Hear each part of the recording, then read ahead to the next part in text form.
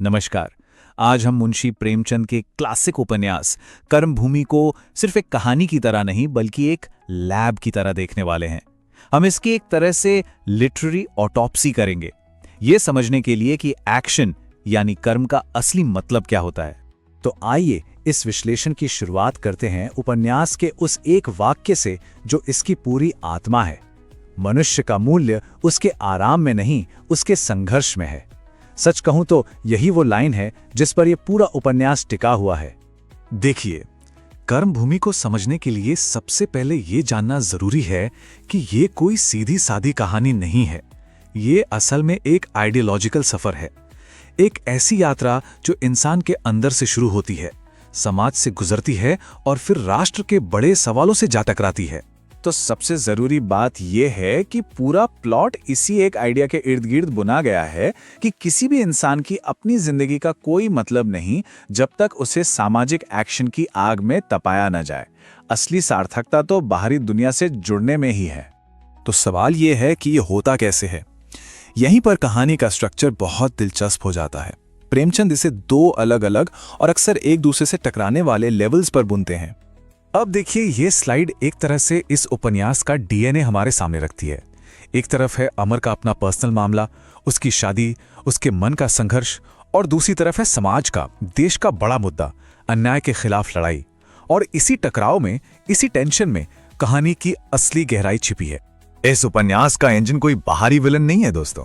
इसका इंजन है वो अंदरूनी कश्मकश, वो संघर्ष जो अपने आदर्शों पर टिके रहने की कीमत चुकाने से पैदा होता है।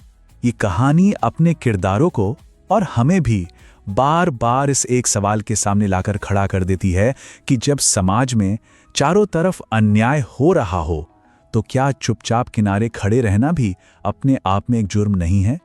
और देखिए, जो हीरो का ट्रांसफॉर्मेशन है वो कोई फिल्मी हीरो की तरह एक रात में नहीं होता। नहीं, ये एक बहुत ही दर्दनाक स्टेप बाय स्टेप प्रोसेस है।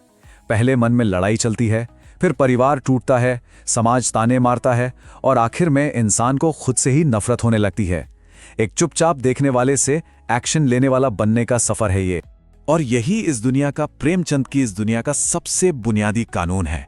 कर्म करना कोई शान की बात नहीं है, ये बहुत महंगा सौदा है, बहुत तकलीफदेह है। तो अब देखते हैं कि इस संघर्ष का नतीजा क्या निकलता है। जब आदर्शों की इतनी बड़ी कीमत चुकानी पड़ती है तो पर्सनल लाइफ और देश के प्रति जिम्मेदारी के बीच एक जबरदस्त टक्कर होती है। सुखदा का जो किरदार है वो उस हर चीज का एक दुखद प्रतीक बन जाता है जिसकी कुर्बानी दे दी जाती है जब समाज की पुकार आती है। वो पर्सनल जिंदगी है जो सोशल ड्यूटी की वेदी पर चढ़ा दी गई। लेकिन, और यही प्रेमचंद की खासियत है, यह उपन्यास हमें कोई आसान सा जवाब नहीं थमा देता। वो ये नहीं कहता कि ये सही है और वो गलत, बल्कि वो इन फैसलों की तकलीफदेह जटिलता को जस का तस हमारे सामने रख देता है। चलिए अब इस पूरी चीरफाड़ को आज के जमाने से जोड़कर देखते हैं, क्योंकि कर्मभूमि के जो नैतिक सवाल हैं वो कोई म्यूजियम में रखी चीज नहीं है, वो आज भी जिंदा है। सामाजिक गैर बराबरी, पावर का गलत इस्तेमाल, नैतिक गिरावट और ये सबसे बड़ा सवाल, अपनी खुशी या समाज के प्रति जिम्मेदारी।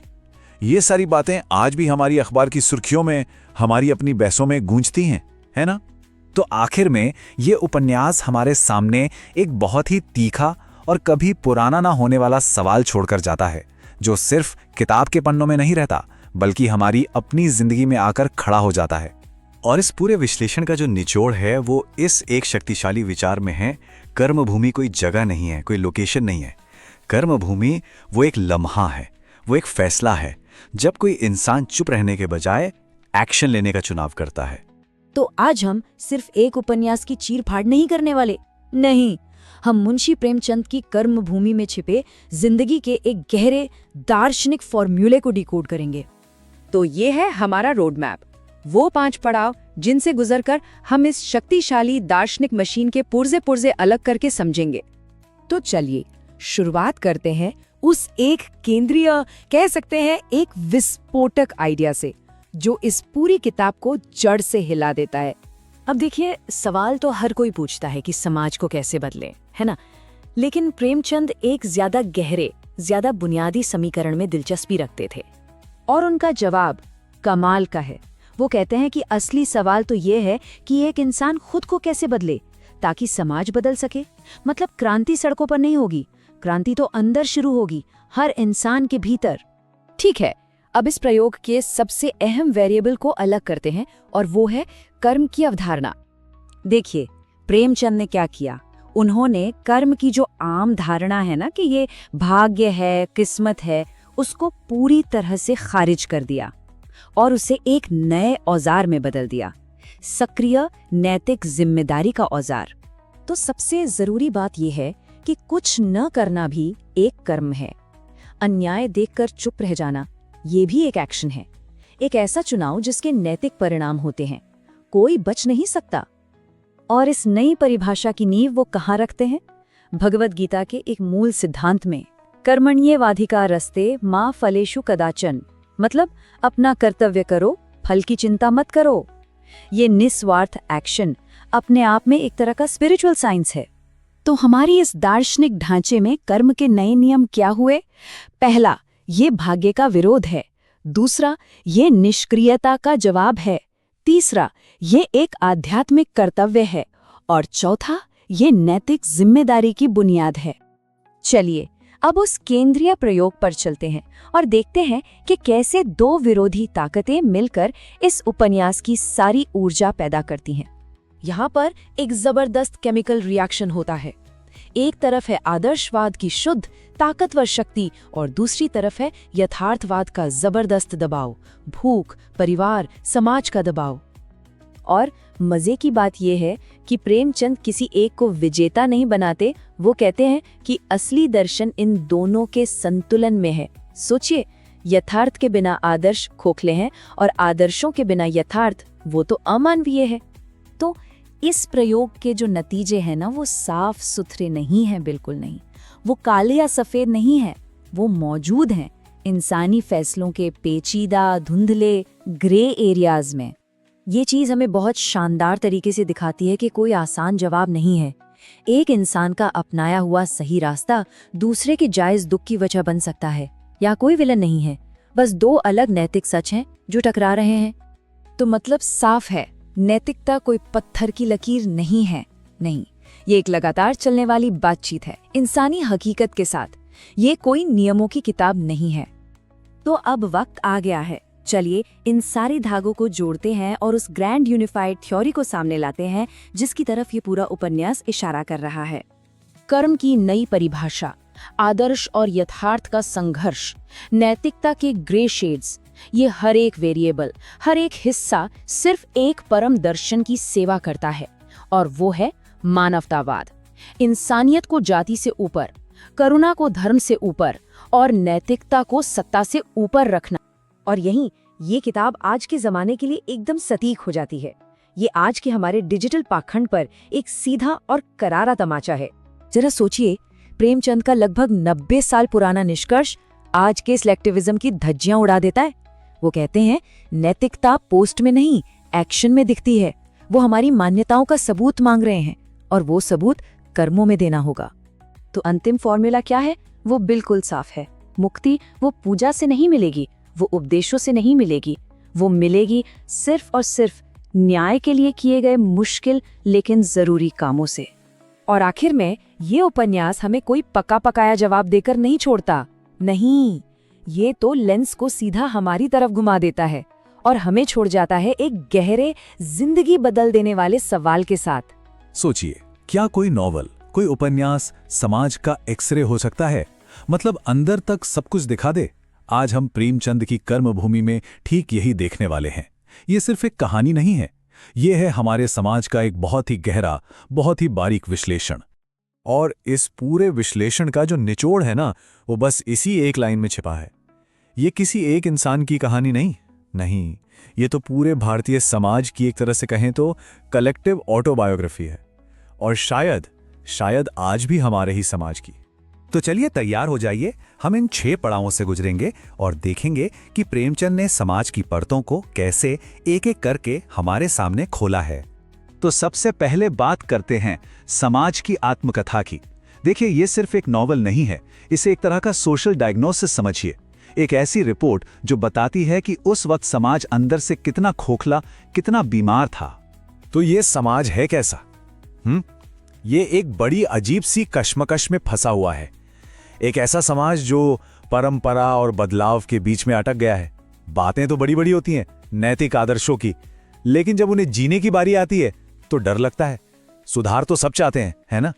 पर कोई कुर्बानी नहीं देना चाहता, बिना त्याग के सुधार। चलिए अब आते हैं उपन्यास के सबसे तीखे, सबसे धारदार हमले पर। इसे कहा गया है वर्ग का पक्षाघात, मतलब क्लास पैरालिसिस। और जानते हैं निशाना कौन है? पढ़ा लिखा मिडिल क्लास। अब ये शिक्षित मध्य वर्ग है क्या? ये वो ग्रुप है जो अन्याय को समझता है, सब पता है कि क्या गलत हो रहा है, लेकिन उससे सीधे टकराने में हिचकिचाता है। उनके ख्यालों में और उनके एक्शन में एक बहुत बड़ी खाई है, एक लकवा है जिसने उन्हें बस जकड़ कर रखा है। और ये देखिए, जरा सोचिए, क्या ये आज की सच्चाई नहीं लगती? सोशल मीडिया पे एकदम प्रोग्रेसिव, क्रांतिकारी विचार, और असल जिंदगी में जब एक्शन लेने का टाइम आता है तो संघर्ष से कोसों दूर, पूरी तरह चुप।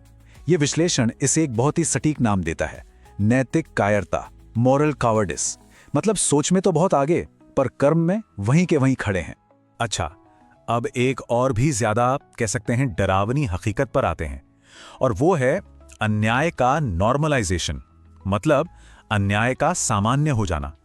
जब कुछ गलत इतनी बार हो, इतना ज्यादा हो कि वो हमें गलत लगना ही बंद हो जाए। और ये जो लाइन है ना, ये सच में झकझोर कर रख देती है कि समाज की सबसे बड़ी समस्या अत्याचार नहीं, बल्कि अत्याचार का सामान्यीकरण है। असली खतरा वो नहीं जो जुल्म कर रहा है, असली खतरा तब है जब बाकी सब उसे एक आम बात मानकर चुप हो जाते हैं। जरा सोचिए, आज ये कितना सच लगता है। और ये जो नैतिक पतन है ना, ये 2 स्टेप्स में होता है। पहला स्टेप, अन्याय नॉर्मल बन जाता है, ठीक है, होता रहता है। और दूसरा स्टेप क्या है? सहानुभूति खत्म हो जाती है, एम्पैथी खत्म। मतलब धीरे धीरे दूसरों का दर्द महसूस होना ही बंद हो जाता है, और नतीजा, पूरा का पूरा समाज शून्य पड़ जाता है। लेकिन रुकिए, बात सिर्फ यहीं तक नहीं है। कर्म भूमि का समाज सिर्फ अन्याय को चुपचाप एक्सेप्ट नहीं करता, नहीं, वो इससे एक कदम और आगे जाता है। जो भी कोई इस सिस्टम के खिलाफ आवाज उठाता है ना, उसे सजा दी जाती है।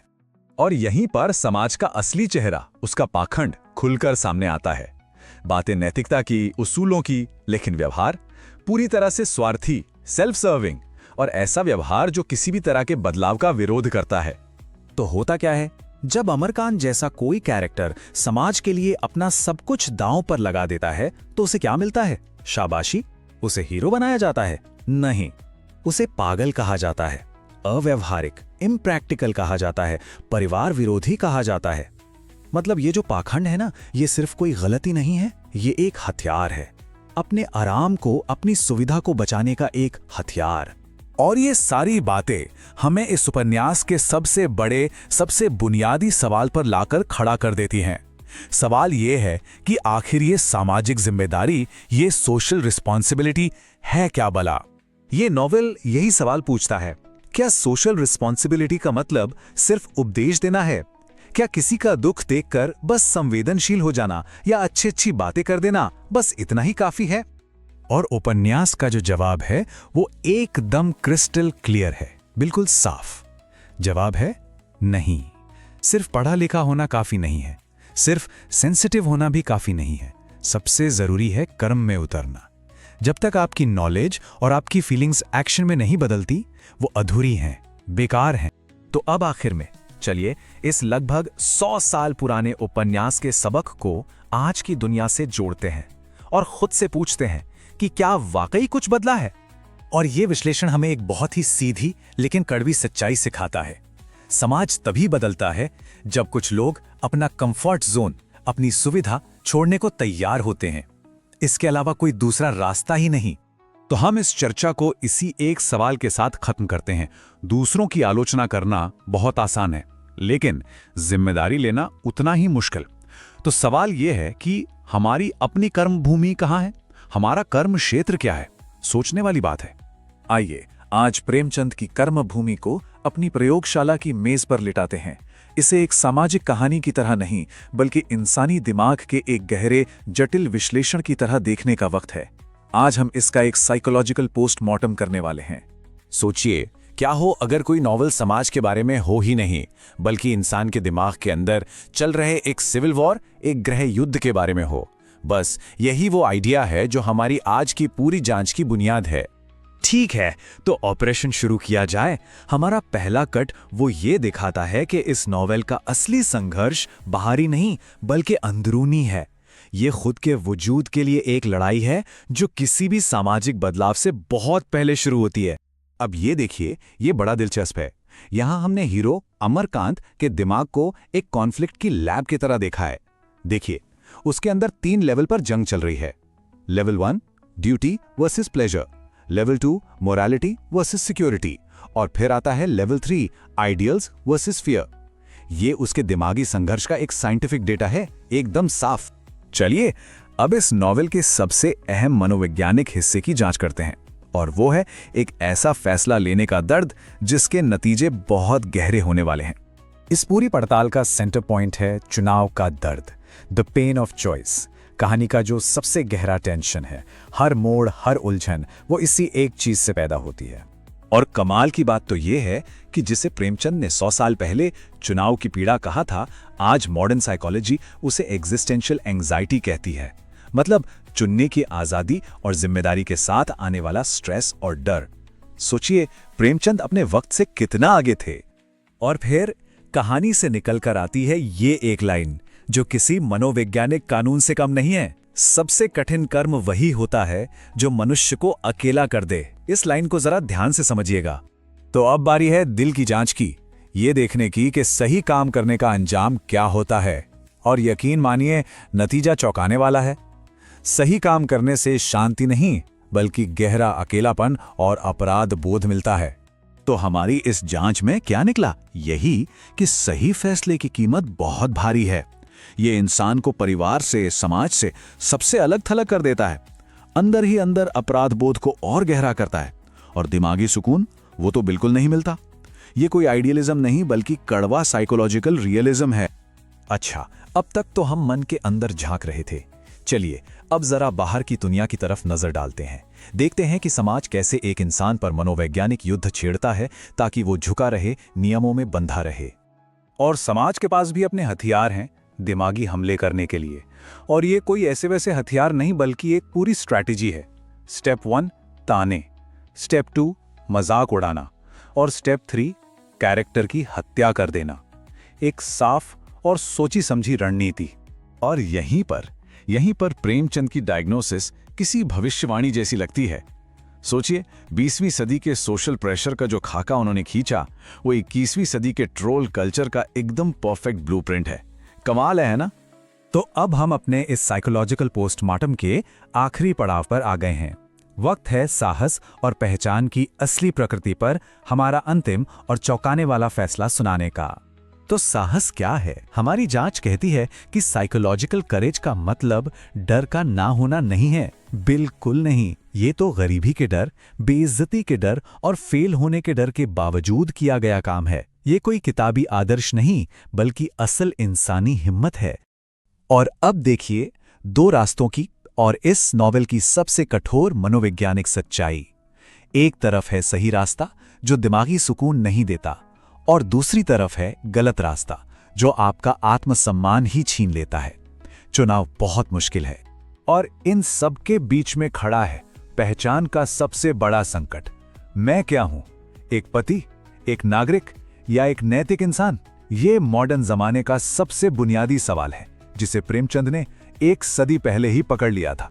तो प्रेमचंद का फाइनल वर्डिक्ट क्या है? यही कि इंसान वो है जो वो डर के बावजूद करता है। तो फिर सवाल ये उठता है कि असल में किसी इंसान को कौन सी चीज डिफाइन करती है? ये एक ऐसा सवाल है जिस पर सोचना बहुत जरूरी है।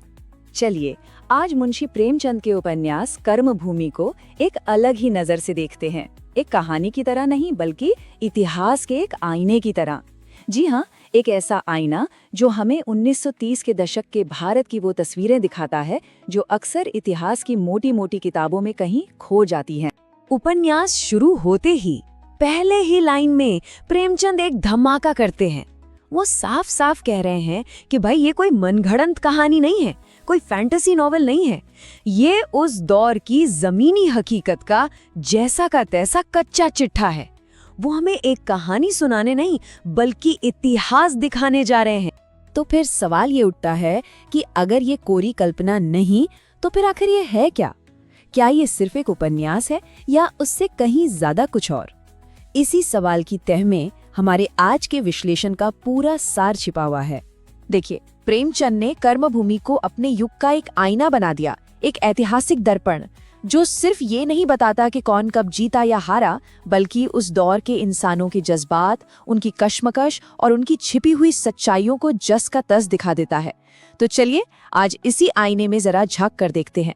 ठीक है, तो सबसे पहले देखते हैं इस आईने की ऊपरी सतह को, वो पहली परत जिस पर उस दौर की राजनीतिक उथल-पुथल सबसे साफ-साफ नजर आती है। सोचिए वो दौर 1920 और 30 का दशक। पहले वर्ल्ड वॉर के बाद ब्रिटिश हुकूमत की पकड़ और भी कस गई थी, लेकिन गांधी के असहयोग आंदोलन ने हवा का रुख बदल दिया था।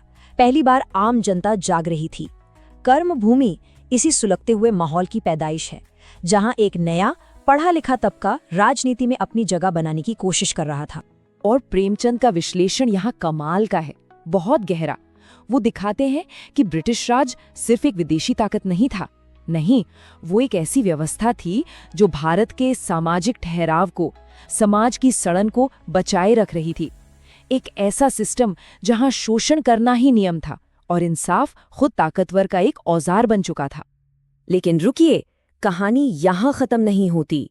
ये राजनीतिक संघर्ष तो सिर्फ सतह की बात थी। प्रेमचंद हमें इस आईने में और भी गहरा झांकने पर मजबूर करते हैं, जहां एक कहीं ज्यादा बड़ी और मुश्किल लड़ाई लड़ी जा रही थी। और यही हमें प्रेमचंद का वो क्रांतिकारी विचार मिलता है जो आज भी उतना ही जरूरी है। उनके लिए आजादी का मतलब सिर्फ अंग्रेजों को भगाना नहीं था, उनके लिए असली आजादी थी सामाजिक न्याय।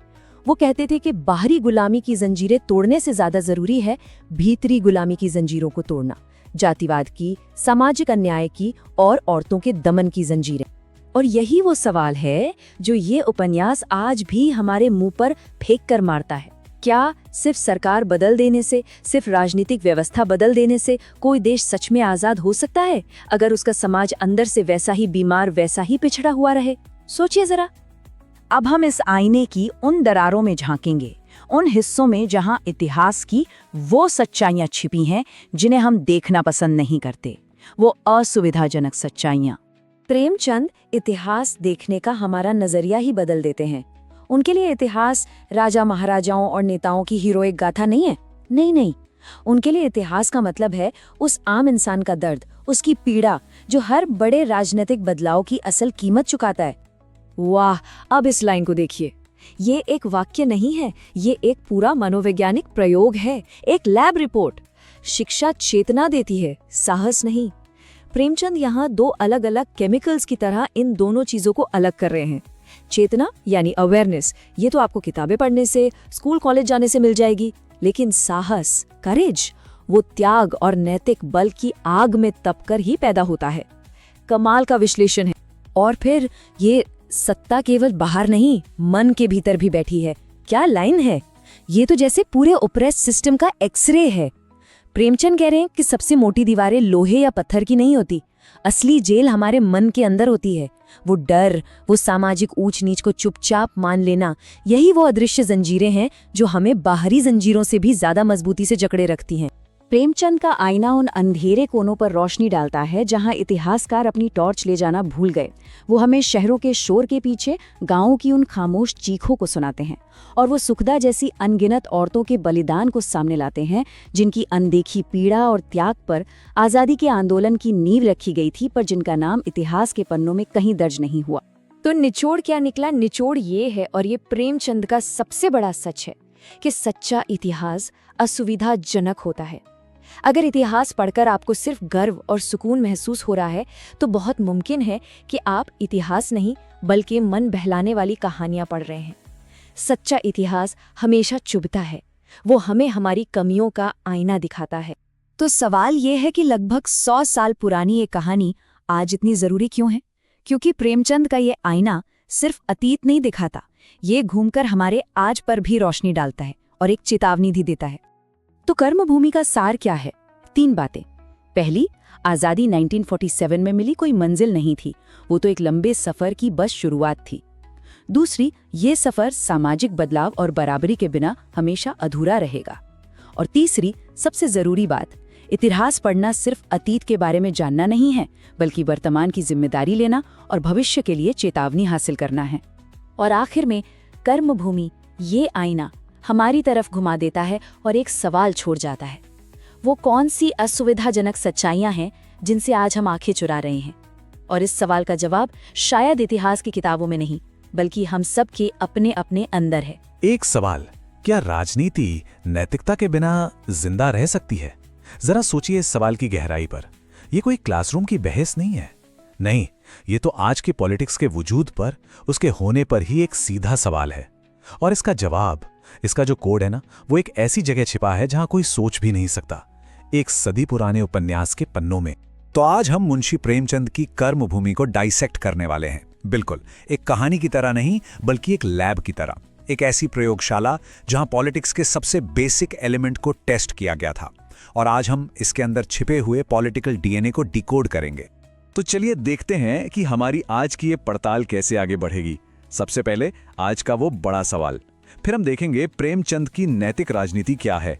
उसके बाद एक आदर्शवादी और सिस्टम की टक्कर को समझेंगे, फिर सुविधा और सिद्धांत की पॉलिटिक्स में से चुनेंगे, और आखिर में देखेंगे कि कर्मभूमि का मैसेज आज भी कितना रिलेवेंट।